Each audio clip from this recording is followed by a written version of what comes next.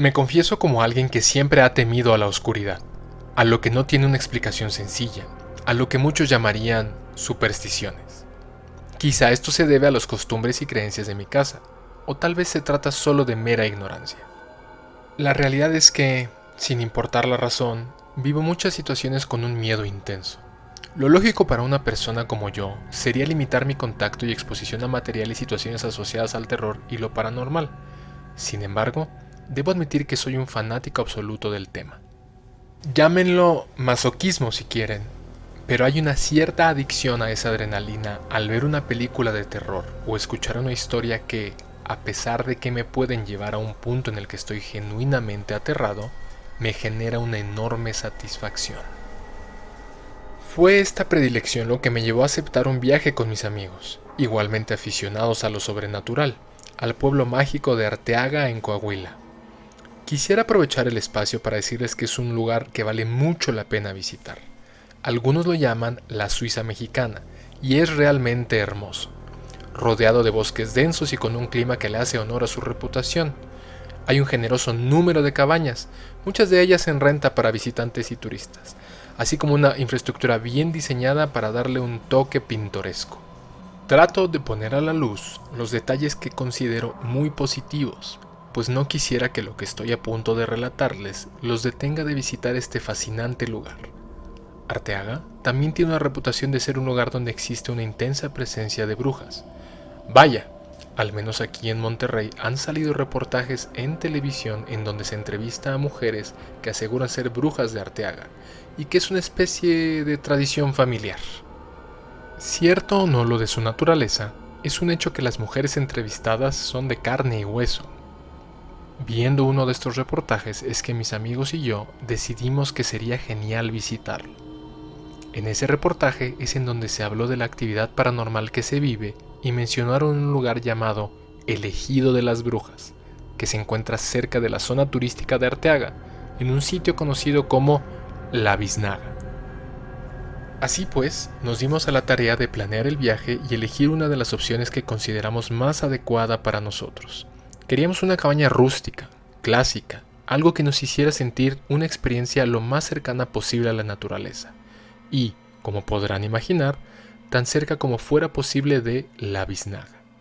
Rentamos una camioneta y llegamos al pueblo. Ubicamos la cabaña donde nos quedaríamos y nos instalamos. Mis amigos y yo decidimos repartirnos los lugares para dormir. Éramos 4, y 2 de mis amigos, Jerry y Sam, venían como pareja. Su asignación de lugar fue fácil, mientras que mi amigo Richie y yo compartimos un espacio. Tan pronto nos instalamos, comimos algo rápidamente y revisamos nuestro teléfono celular para confirmar que, tal como sospechábamos, no teníamos señal. Después de esto nos dimos a la tarea de hacer un recorrido rápido por el exterior de la cabaña aprovechando la luz del día. Para la cabaña, habíamos elegido una de las ubicaciones más cercanas a los densos bosques, además de que nos aseguramos de que no hubiera otra cabaña realmente cerca. En nuestro trayecto de llegada, habíamos pasado a la cabaña más cercana y esta estaba a unos 2 kilómetros de la nuestra. Nuestra exploración inicial tenía como objetivo familiarizarnos con el terreno para una excursión nocturna, además de aprovechar en identificar posibles vecinos cercanos que estuvieran en otras direcciones.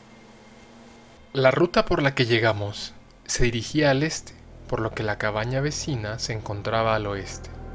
Nos tocaba explorar, pues, el norte, el sur y el este de la zona. La Biznaga justamente estaba localizada al este de nuestra ubicación actual. Caminamos por alrededor de 2 horas, en todas las direcciones salvo en la que llegamos, y no logramos identificar ninguna otra cabaña. Lo que sí notamos es lo rápido que la temperatura bajaba, así como un par de puntos hacia el norte de la cabaña con zanjas y desniveles que era mejor evitar, pues aunque no eran impresionantes, se trataba de una caída de 5 o 6 metros de alto que potencialmente sería fatal. Ya de regreso en la cabaña, dimos rienda suelta a nuestras historias y relatos, mismos que comenzamos desde nuestra exploración, pero que ahora se mezclaban con elementos imaginativos sobre lo que podía pasar en alguno de estos puntos que recorrimos. Quisiera decirles que el bosque parecía un lugar tétrico, o que identificamos algo extraño ahí, pero en realidad todo lo que vimos fueron paisajes hermosos, un bosque en calma y una tranquilidad muy relajante.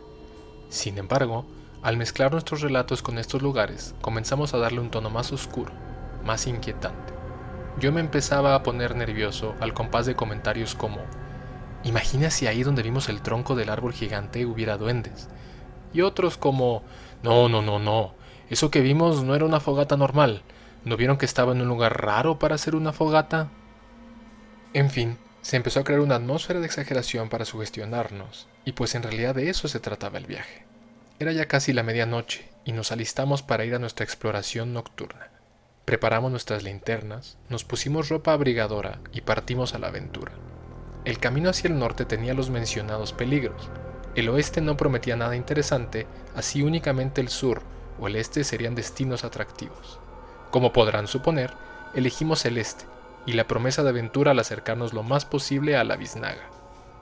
Nuestro recorrido duró cerca de 3 horas en ida y vuelta. Nuevamente fue algo mucho más placentero que espeluznante.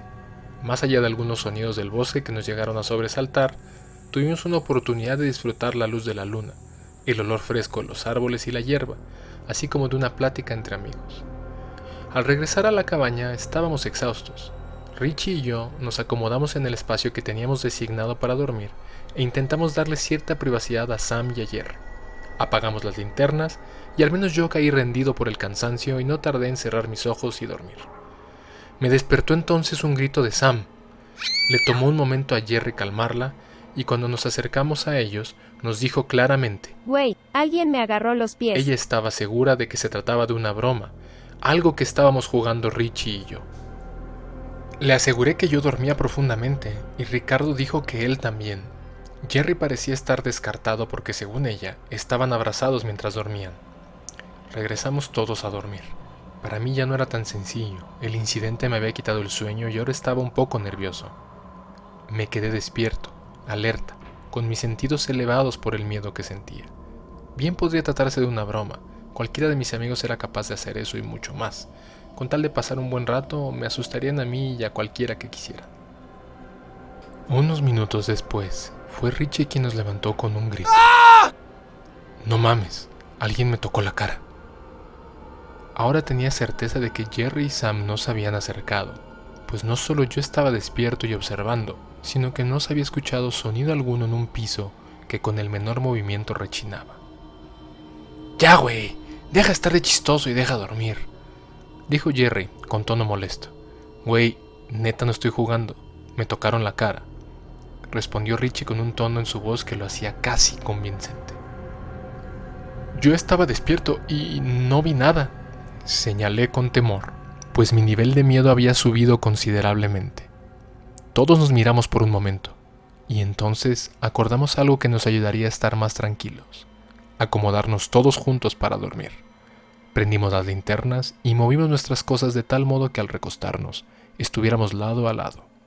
Sam y Jerry en medio, Richie y yo en los extremos, todos mirando hacia la misma dirección y con uno de los muros de la cabaña justo detrás de nosotros, la entrada de la cabaña al frente. No había modo de que alguno de nosotros se pudiera mover sin que otro lo notara, y más importante, en el remoto caso de que hubiera alguien rondando fuera de la cabaña, sería imposible no verlo. Hicimos todos como que iríamos a dormir, pero la verdad es que los 4 estábamos visiblemente nerviosos. Sé que ellos tenían miedo, pero yo estaba realmente apanicado. Puta madre, ¿para qué vine? Pensaba en forma de queja, como siempre actúo cuando estoy haciendo algo que me asusta de verdad. Miré mi teléfono, aún sin señal, y la hora eran las 4:15 de la mañana. Mis compañeros parecían dormir y yo ya me había resignado a no pegar pestaña en lo que restaba de la noche.